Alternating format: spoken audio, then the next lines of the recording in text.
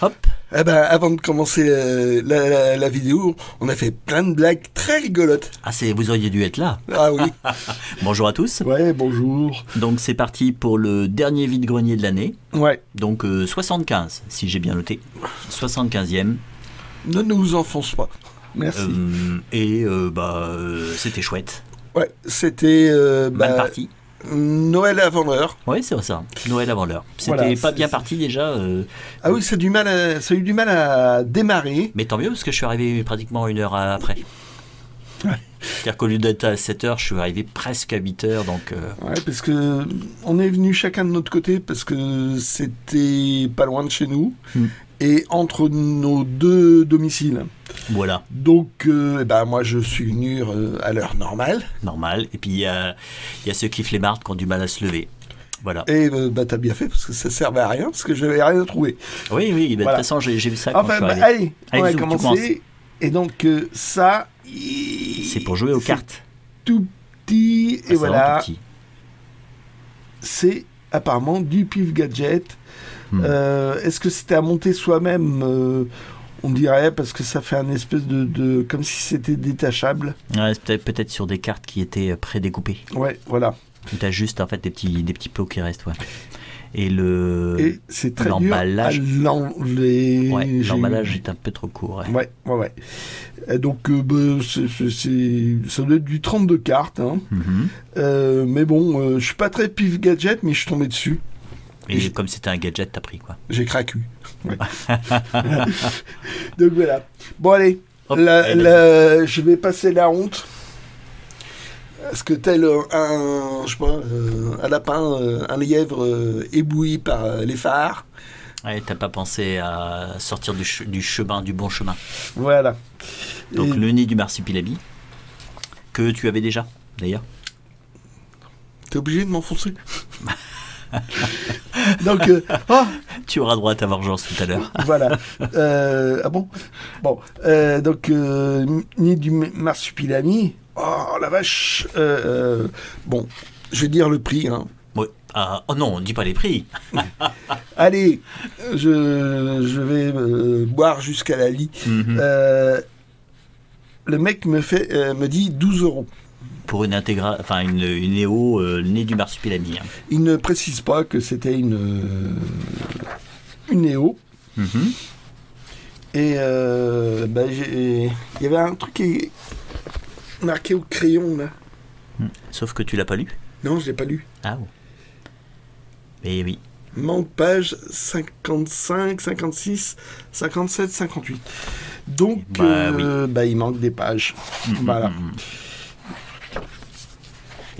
C'est le coup classique de ces éditions agrafées. Ouais. Ça se défait trop facilement. Donc voilà. C'est dommage. J'aurais dû faire attention. Il y avait une bonne partie du dos. Mais ça, le dos, il y a déjà eu un scan de fait, donc qui peut être récupéré. C'est sur mon autre exemplaire. Mon autre exemplaire. Mais enfin bon, voilà. Je suis tombé sur un mirage. Voilà. Hop. Alors ça, c'est un achat. Je me suis demandé si tu l'avais, et je sais plus. Et je me suis. Je pense que je l'ai. Damned. Ah bon voilà. Mais faudra que je vérifie. Ouais. On s'arrangera. Donc c'est un cadavre exquis de Spirou Fantasio. C'était offert uniquement aux abonnés du journal Spirou. D'ailleurs, à ce moment-là, j'étais quasiment abonné. J'ai eu un problème avec un changement de carte et il m'avait échappé. Ah d'accord. J'étais vénère. Tu m'étonnes. Et j'ai eu vachement de mal à le retrouver. Je te l'avais conseillé parce que il y avait 79 auteurs. Donc il y avait tout. Il y avait Yann, Trondheim, Tarin. Vraiment du beau monde. Et puis ce qui est marrant, c'est que tu vois, t'as du Libon. Par la suite, il en a fait un album il y en a pas mal qui ont fait un album Ouais, Spirou part. Spirou part. Et donc, comme dans tous les Kadaveski, il y en a qui, ils lancent Émile Bravo. Ils lancent un thème, et il y en a qui veulent faire une histoire cohérente, et d'autres qui vont détruire la cohérence, exprès pour s'amuser. Donc voilà, mais c'est sur Spirou. Et donc c'est chouette. Donc ouais, c'est chouette, et c'était hors commerce. Voilà. Uniquement pour les amoureux Spirou. Donc je trouverais bien quelqu'un pour l'offrir si tu l'as déjà. Il faut que je vérifie, mais il me semble que je l'ai. Je préfère vérifier, parce que comme je savais qu'il existait depuis longtemps. Là aussi, tel le lièvre éboué par les phares. 1,45 tours de Buddy Holly. J'ai mis le prix. Hein. Il n'était pas donné. J'ai presque les mêmes lunettes. Ouais, mais t'as pas le talent. Le tout, c'est de pas le prendre le même avion. Ouais. Et donc, le 45 tours, quand je l'ai sorti, il était dégoûtant. J'ai nettoyé, ça va, ça passe. Il est nickel, hein, comme ça. Hein. Ouais, il a une meilleure tête. Ouais. Et en nettoyant, je me suis aperçu, mais ça date de 67 en fait. Moi, je pensais qu'en 67, les 4 titres s'étaient terminés. Et je pensais pas qu'ils allaient sortir aussi tard, quoi, parce il s'est écrasé en avion en 59 et ils ont sorti en 67. Alors, je crois que dans les années fin 50, il y a eu que 2 45 tours. Quelques 45 tours en genre 64 jusqu'en 67. Et donc, les personnes, c'était un fan de rock'n'roll, hein, parce que là, il a même mis comme un petit historique qu'il a marqué dessus. Bon, j'aurais préféré qu'il évite. Oui. Ouais, il a même mis Buddy Holly, pour moi, tu restes the best. Ouais. Guy. Mais bon, moi, j'en avais pas un seul de 45 tours de Buddy Holly, et quand je l'ai vu, c'est et un marchand qu'on connaît m'a dit j'ai peut-être quelques doubles, on verra dans. Faut que je trie, faut que je les retrouve. Ah oui, le gars d'Alençon. Ouais. Donc ne sois pas pressé. Moi, ça fait des années que j'en cherche, parce que alors quelques mois ça changera pas grand-chose. Ouais. Alors ça, pour moi, c'est une espèce de curiosité. Paul Tudor, je pense qu'il a dû faire qu'un seul album. C'est un chanteur, c'est du punk. En fait, on l'aperçoit dans le film La Grande Escroquerie du Rock'n'Roll. Film fait par le manager des Sex Pistols. Et en fait, il passe une audition avec plein d'autres chanteurs pour remplacer Johnny Rotten qui a été éjecté. Donc on l'aperçoit à ce moment-là. Donc ils ont dû faire un seul album et puis c'est tout. Ah oui, il doit chanter Who Killed Bambi aussi là, dans une autre séquence. Donc voilà, c'était une curiosité. Hop. Kill Bambi. Who Killed Bambi, c'est une chanson, je sais pas de quoi ça traite. Donc là encore, ça c'est un Bill Haley avec See You Alligator, voilà, qui est connu et que tu vas pas chanter. Non. Et j'ai pas le droit. Je pense que c'est une version jukebox de titres, parce qu'à l'époque, c'était la norme en France, c'était les 4 titres. Ok. Et la pochette, c'est la pochette de la maison d'édition? Non, c'est la voix de son maître. C'est Marconi. Oui, non, ça a été. Quand il changeait les disques d'un jukebox. Il s'emmerdait pas, quoi. Non. Hop. Elle est jolie. Ça aussi, je soupçonne que c'est une version de jukebox, parce qu'il me semble que c'est un 4 titres. Ça a été aussi un 78 tours. Hein. Guitar Boogie, c'est une espèce de boogie. C'est à la limite du rock'n'roll. Mais ça, je pense que c'est une version jukebox. Bebop Prague. Voilà, non, il est juste connu pour Guitar Boogie. Ah, ok. Voilà. Et ça, par contre, ça, c'est une pochette pour disque jukebox. Donc, c'est pas la pochette d'origine. Ouais. Parce que ce genre de pochette-là, il y avait ça, un petit carton avec une reproduction noir et blanc de l'idole. Ok. Et le 45 tours. D'accord. Et je vais pas arriver. Hop. Si, c'est bon. À le faire. Et ça, c'est un pressage anglais dont on a enlevé le centreur à l'intérieur parce qu'il était détachable. C'est les Ronettes et c'est un classique Be My Baby. Ouais, ça je connais. Ah, mais tu vas pas la chanter. Non. Donc c'est du Phil Spector à fond la caisse. Be my baby. Ouais. Et donc ouais.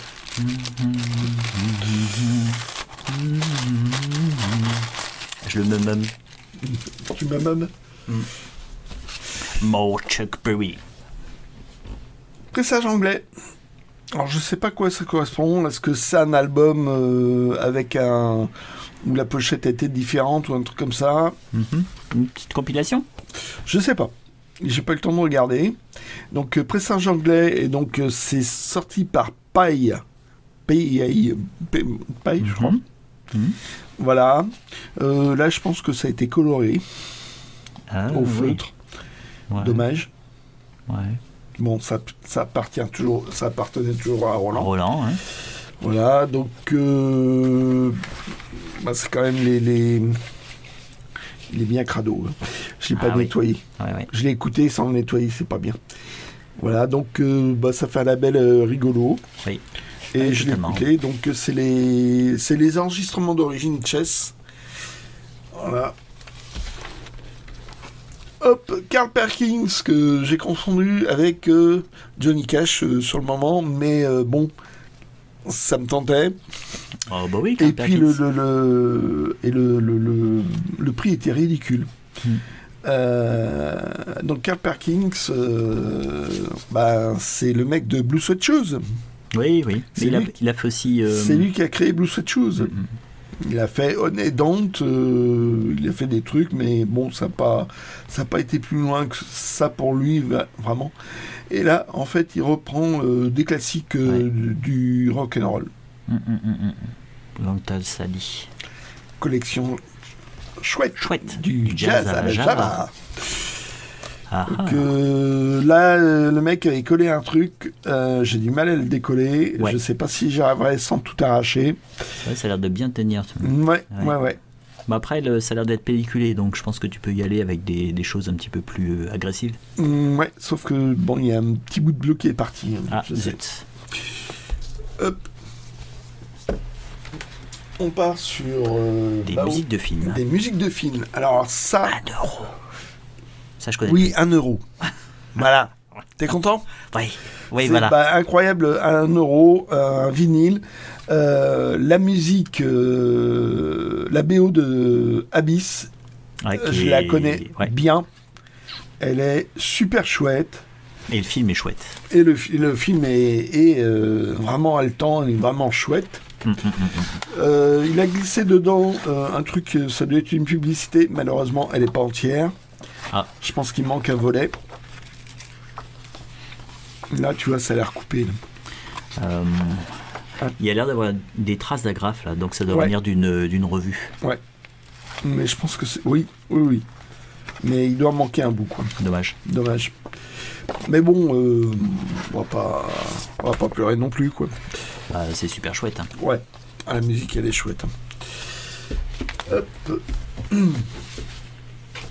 Le Grand Bleu. Je trouve que ça a plutôt bien vieilli, justement. J'ai écouté il n'y a pas si longtemps que ça, alors que ça faisait des années que je n'avais pas écouté. Et ça te plaît toujours? Ça me plaît toujours. Oui. Donc, double vinyle, hein, c'était la version intégrale de la musique. Il y avait une version simple. Donc voilà. Un classique. Et celui-là, je ne l'avais toujours pas. Bon, bah ça y est, c'est super. Bon. Donc... Oh, il y a une sorte de petit livret? Non. Ah oui, non, c'est vraiment... ça s'appelle un gatefold quand ça s'ouvre comme ça, ce qui paraît. Ok.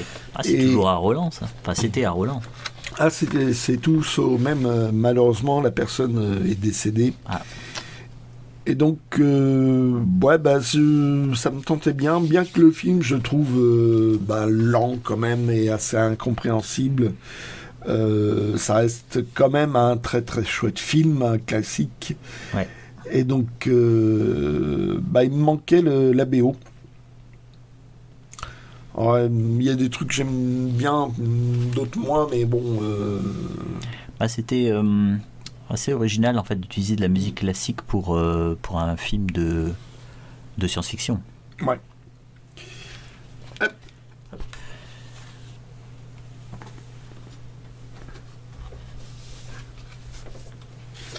Alors, 2 livres que j'ai déjà lus.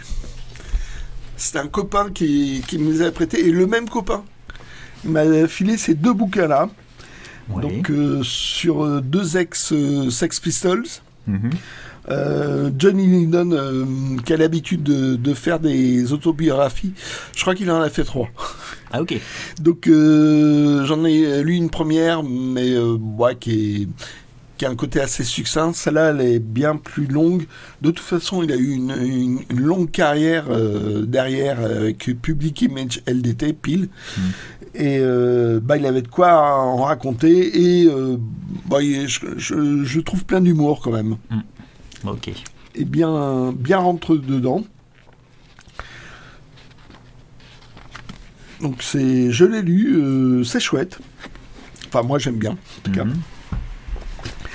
Et le guitariste, soliste, non, il n'y en a qu'un, de toute façon, le guitariste de Sex Pistols, lui aussi, il éprouvait le besoin de raconter un peu sa vie. C'est intéressant. Il y a un passage assez glaçant par rapport à ses parents. Ah. Mais c'est intéressant comme document. Sauf que c'était un copain qui me les avait prêtés, donc il fallait lui rendre. Voilà. C'est ça. Et c'est marrant parce que c'est vraiment ces 2 bouquins-là, à croire qu'il les a filés quelque part et que je les ai achetés par la suite. Ah oui. Ça ressemble un peu à ça. Hop. Là aussi, toujours plein phare. C'est abîmé. Mais c'est une première édition. Donc t'as pas pu la laisser derrière toi. Voilà. Mais je te comprends. Donc là c'est scotché. Il y a du blanco. Ça, faudrait trouver un truc pour enlever un peu ça. Ouais. Quoi. Là aussi.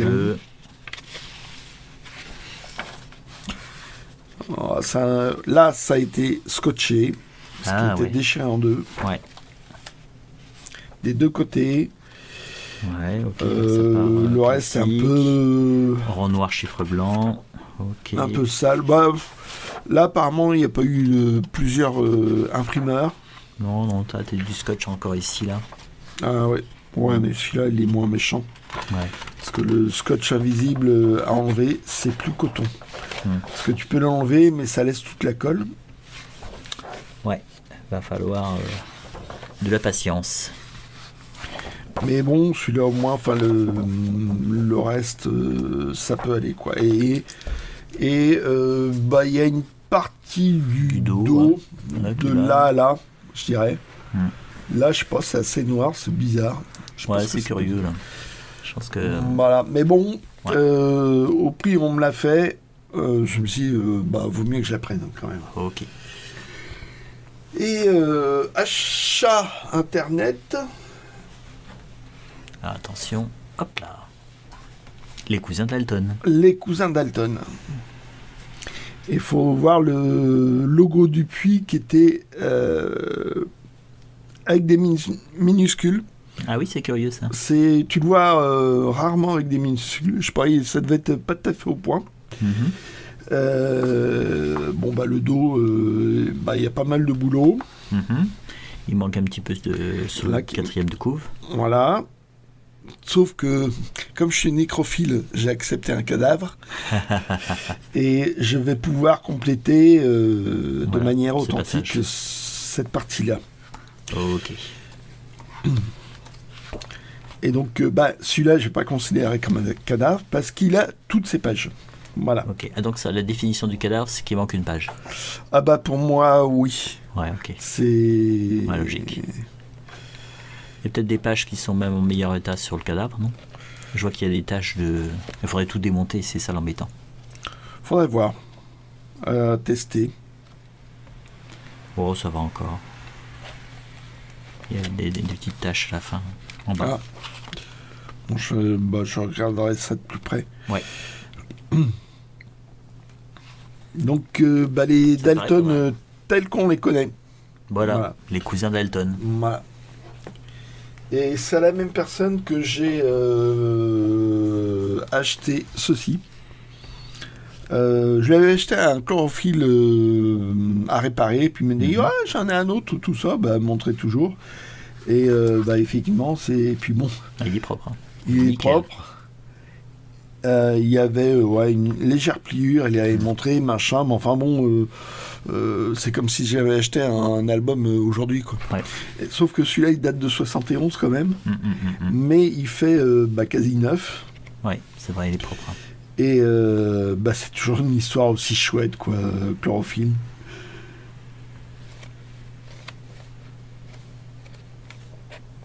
Bon, super. Voilà. Et il m'a dit, j'ai une liste, machin, montrer la liste. Et il y avait ceci, donc ça doit vous dire quelque chose, parce que cet été, toi tu l'as acheté. Oui. Et comme c'était plus ton truc, Bernard Prince, je l'avais mis dans les mains. J'étais généreux. Ouais, quelle générosité, formidable. Ah ouais. Et sauf que le mec l'avait, et puis pareil, et puis dans un état incroyable, on dirait qu'il sort du magasin, c'est fou. Ouais. Hein. Ouais. Sauf que ça date de 69. Alors, premier album officiel de Herman, le dessinateur. Non, il a dû faire... Non. Attends, faudrait que je vérifie parce qu'il a fait aussi Alerte aux pirates et les Jesse James. Il avait fait des trucs un petit peu... Ouais, mais est-ce que c'était avant? Est-ce que ça n'a pas été sorti par une petite maison d'édition plus tard? Ouais, peut-être, ouais. Officiellement. On va vérifier les dates. Donc officiellement... Premier album. Alors on sent qu'il a encore quelques progrès à faire. Ouais. Parce qu'il y a des erreurs de dessin encore. Ouais, la première planche est statique quand même. Non, mais c'est pas. Tu vois, on sent que il veut faire du réaliste, qu'il est pas encore tout à fait au point. Enfin bon. Ouais, quand même, c'est pas mal. Ça commence bien. Ouais. Et on perçoit déjà un peu, il a certains, tu vois, ce genre d'attitude. On sent bien que c'est Herman.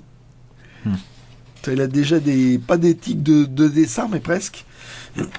Et il y a des trucs dans sa carrière qui va rester. Et donc. Non, et puis il y a des petits détails quand même qui sont, les positions des mains. Je trouve que c'est pas mal, ça fait très naturel. Et là, si tu tournes la page là, avec le pistolet qui sort légèrement de la case. Il se permet des petites libertés. Oui. Il se permet des petites libertés alors que c'est son premier album, quoi. C'est au début de sa carrière. Ouais, non, je pense qu'il s'est fait avoir. Le flingue était trop long. Non, je me rappelle d'une réflexion qu'on avait fait à Franquin. Ah ouais, là, je me suis fait avoir. Là, c'est pour faire des corrections, c'était pas facile à l'époque. L'histoire était sympa. Ça faisait vraiment... Ah oui, non, c'est... donc là, il montrait qu'il a un turban. Donc un beau gosse, un roux, un peu grosse brute. Ouais. Et un gamin avec turban. Ça rappelait peut-être à certains l'épervier bleu. Parce que bon, j'ai lu la première histoire, ça aurait pu être de l'épervier bleu, quoi. C'est de l'aventure ou du Bob Moran. Et certains disaient que Bob Moran c'est peut-être inspiré de l'épervier bleu. À vérifier. D'accord. Je suis pas certain. De toute façon, les aventuriers après la guerre, c'était courant. Mais ce qui est marrant, c'est que là, il y a 2 histoires. Et la deuxième histoire, c'est « Ah, mais t'as enlevé ton turban ?» Oui, j'ai mis une casquette de marin ou autre comme ça. Donc apparemment, ils ont dû avoir une réflexion. Peut-être, oui. Et ils ont commencé à modifier tout ça. Voilà, et puis bon, déjà, dès la deuxième, tu vois une évolution dans le dessin. Voilà, c'est à force de faire des pages et des pages que ça vient, quoi. Que ça vient. Il n'a pas encore la tête définitive, le Bernard Prince. Mais bon, voilà, c'était l'occasion, donc moi, je n'étais pas tout à fait convaincu par les histoires. Peut-être que ça se cherchait encore. Ouais. Voilà, il y a un côté aventurier, j'aime bien, ouais. Je dois bien avouer que je les ai relus avec plaisir il n'y a pas très longtemps. Moi, Celui-ci, je l'ai relu alors que je l'avais lu quand j'étais étudiant. Et ça va, j'aime bien. Ouais. Bon, voilà pour moi. Bon, c'est à mon tour. Oui. Et tu vas briller, toi. Oula. Hop. Donc, pour rappel, je suis arrivé pratiquement avec 1 heure de retard. Hein. Mais donc, le geek belge cherchait. Et en fait, au début, je me suis dit, c'est pas mon jour. C'est pas grave. Et puis, et après, j'ai été aveuglé. Ah oui, c'est vrai. Pas tant de rapidité. De brillance. Ah oui. Tout simplement, je vais voir 2-3 personnes qui avaient l'air d'avoir des professionnels, hein, qui avaient des bandes dessinées, et notamment une personne qu'on surnomme l'expertiseur. Et dans un sac, carrément, il avait ceci. Ah, je suis aveugle. Ah, c'est beau. Il avait ceci. Voilà. Donc c'était des bandes dessinées, les éditions originales de 3 Spirou. Dans un état, alors celui-ci, ça peut aller, il a un dos toilé, il y a des choses à recoller, mais les places sont en bel état. Ouais. Et ça fait longtemps que tu cherchais. Celui-ci, ça fait longtemps que je le cherchais, à un prix raisonnable. Celui-ci, il est complet, mais il y a vraiment du travail. Ouais, il y a du boulot. Et alors, j'ose à peine l'ouvrir parce que c'est hyper fragile. Et celui-ci, je ne l'avais pas aussi. Et il y a encore du boulot. Alors, le prix, ça a été une longue négociation. Hein. Là, je pourrais ouvrir toutes les pages.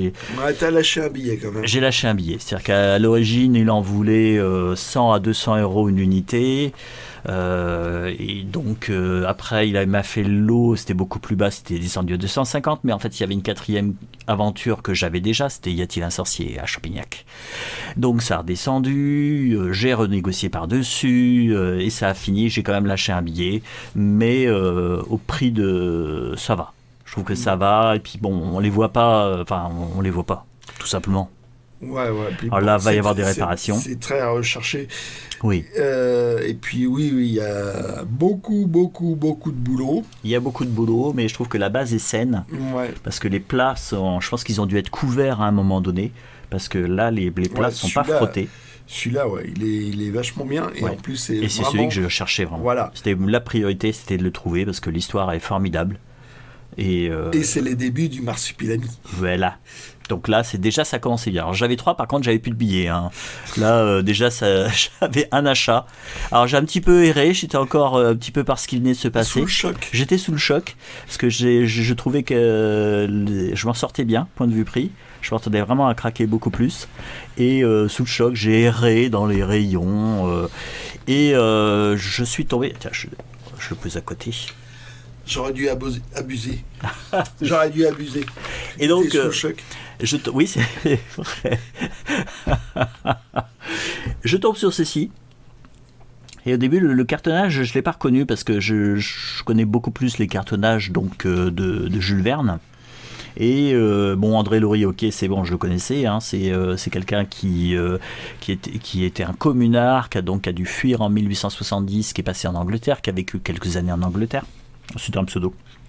Et en fait, il a fini par envoyer des textes à Hetzel, et Hetzel, ça lui a plu. Il a acheté une des histoires qui a été adaptée par Jules Verne. Après, Jules Verne, laquelle c'est les 500 millions de la Begum. Voilà. C'était l'héritage de Langeval. Et en fait, ça a été adapté en les 500 millions de la Begum. Après, il a fait avec Jules Verne, il a fait une histoire. C'est le naufrage de... Voilà, c'est ça le titre. Et après il a eu toute une collection particulière c'était une année d'un étudiant en Allemagne, en Japon, machin chose et tout, que t'es pas foncièrement super. Ça faisait toute une série. Et ça c'est le filon de Gérard avec un cartonnage différent. Alors, donc apparemment c'est le gars de quartier, le relieur, Vie Fernandez et compagnie. Et donc à l'intérieur, quand vous l'ouvrez, alors je l'ouvre pas trop tôt. C'est marrant, les pages de garde, la couleur a légèrement changé. Et c'est la première édition. On a vérifié, j'ai vérifié avant. Donc là, après l'avoir acheté. Ouais, après l'avoir acheté. Donc là, les illustrations de Bennett, collection Hetzel. Donc c'est à Hetzel. Alors je retrouve à l'année parce qu'en fait c'est la même année que le Testament d'un excentrique. Là ça se passe en... Vous faites des recherches. Oui, voilà. Ça se passe donc au Transvaal, donc Afrique du Sud. Et il faudrait que je vois parce que est-ce que c'est contemporain, parce que c'est vrai qu'à l'époque c'était la guerre des Boers, donc est-ce que c'est contemporain de ce qui peut se passer. Et là, attendez, on va pas le faire quand même, l'ouvrir comme une brute. Voilà, vous avez une illustration. Hop. Donc tu m'as dit que en gros que c'était de l'aventure. Oui, c'est d'aventure. Du voyage, aventure. Oui, c'est ça. Mais il est nickel. Et en fait, il est juste insolé sur le dos. Oui, c'est ça. La bibliothèque devait être exposée légèrement au sud et ça a un tout petit peu insolé. Et donc j'ai juste demandé le prix. La personne en voulait 20 €.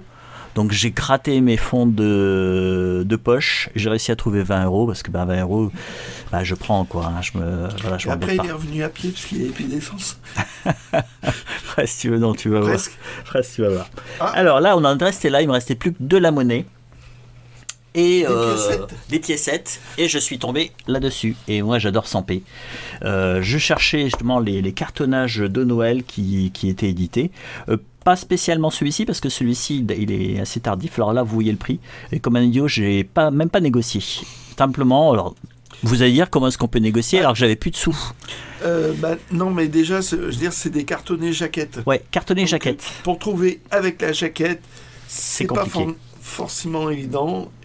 Et je pense que ça doit être assez cher à l'achat. Ouais, je pense, ouais. Ouais. Donc pour les trouver d'occasion, pas facile. Donc vous vous dites comment est-ce que ça se passe quand on n'a plus d'argent, que la personne refuse la carte bleue et que vous n'avez plus d'argent, vous sortez du vide-grenier, vous reprenez votre voiture et vous allez chercher un distributeur.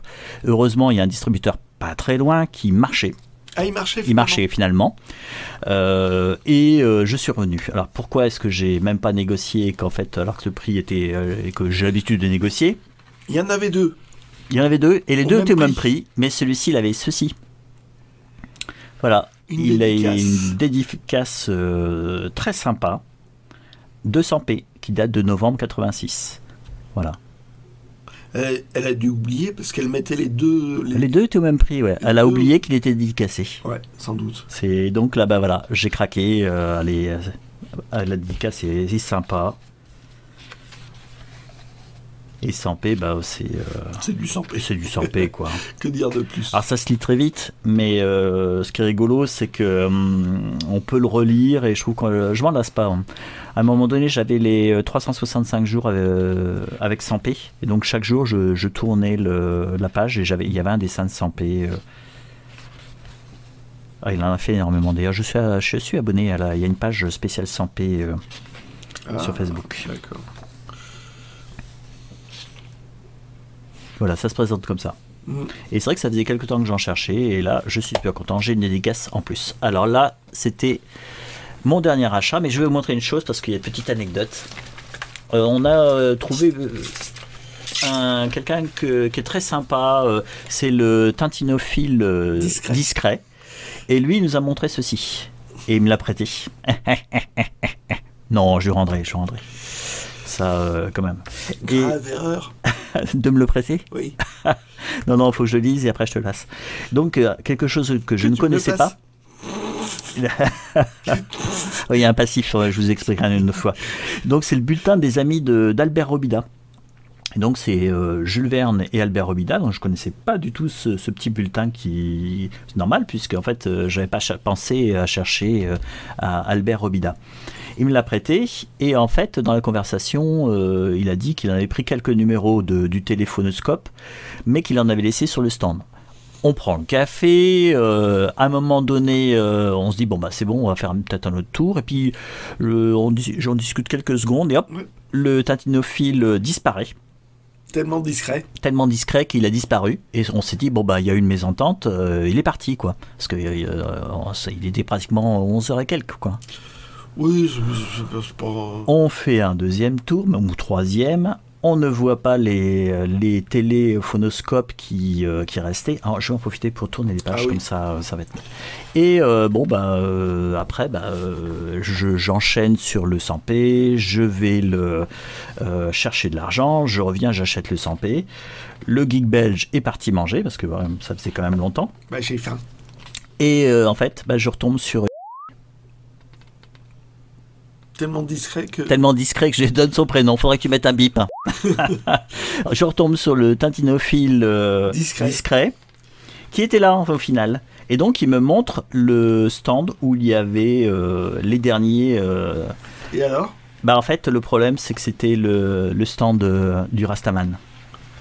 Et en fait, qui est un professionnel vendeur, et il est insupportable. Ouais.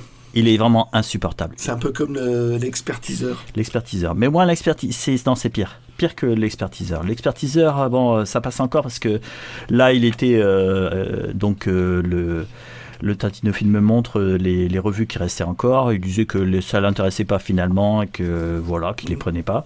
Et j'avais à peine touché le premier que, en fait, le Rastaman était sur moi et commençait à avoir un discours vraiment... énervant, comme quoi il en avait vendu le matin, je me suis pris un point, comme quoi en fait il les vendait 4 €, qu'il les avait trouvés sur Paris, que voilà, c'était super. Et en fait, non, quand vous êtes vendeur et que la personne l'a en main, vous taisez, parce qu'il est en train de... vous l'empêchez en fait de regarder et de savoir s'il va l'acheter. Et ça n'a pas raté. Je les ai reposés, parce qu'il était insupportable. Celui-là, c'est à chaque fois qu'on a un contact avec lui, c'est désagréable. Oui, totalement. C'est quand même super. Hein. Ça a l'air d'être super complet. Ouais, c'est vraiment super complet. C'est vraiment des... si vous êtes fan de Robida, effectivement, c'est une chose à avoir. Donc Robida, est-ce qu'il est utile de le présenter ? C'est un illustrateur, auteur et illustrateur. Toutes les illustrations rétrofuturistes, fantaisistes qu'on peut trouver, en fait c'est lui, quoi. Ça a été vachement montré. Ces textes, c'est nettement plus dur à trouver, je trouve. Oui, et puis c'est cher, hein, certains. Là, il y a le classique 20e siècle, faut mettre le prix si vous cherchez le cartonnage. La vie électrique. Oui. Ouais, j'avais trouvé un... Ouais, t'avais trouvé le facsimilé. Non, une sorte de... Non, un truc imprimé. Imprimé, ouais, c'est ça, imprimé à la demande. Ouais, voilà. Donc j'ai pu lire l'histoire, c'était rigolo. Ah, ok. C'était assez rigolo quand même. Voilà, c'est la dernière anecdote de Vise-Grenier. Sinon, on a croisé monsieur Sakharine. Il y avait un chineur, en fait, il ressemblait énormément à Sakharine du Secret de la licorne. Il avait la licorne avec lui ? Non, justement, il y avait un petit bateau, en fait, une petite maquette, j'ai failli lui proposer, mais c'était vraiment incroyable. Il avait pris un coup de vieux. Hein. Il a pris un coup de vieux, il avait les cheveux blancs après, mais c'est vrai que c'est normal, hein, le Secret de la licorne, ça date. Hein. Non, mais c'était incroyable. Hein. C'en était vraiment amusant. Voilà, donc ça, ceci, ça m'appartient pas. Ça appartient au Tintinophile discret. Donc je vais le lire et puis je te le passe. Comme ça, après, on pourra lui rendre.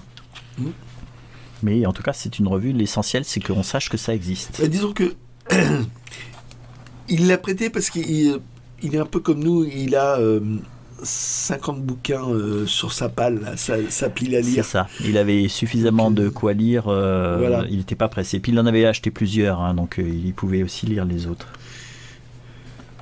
Ah non, c'est vraiment très sympa. Hein, ça vaut vraiment le coup. Hein. Donc si vous connaissez la revue, si vous ne connaissez pas, j'espère que cela vous a plu. Ouais. Et donc, dernier. voilà, pour nous c'était Noël avant l'heure. Ouais, c'est ça. C'est ça. Ce qu'on a trouvé. Parce que là, après, ça va être ceinture. Oui, ceinture jusqu'en janvier. Jusqu'au 12, non, c'est ça? Oui, c'est ça. Jusqu'au 12 janvier, et là ça reprend, comme chaque année.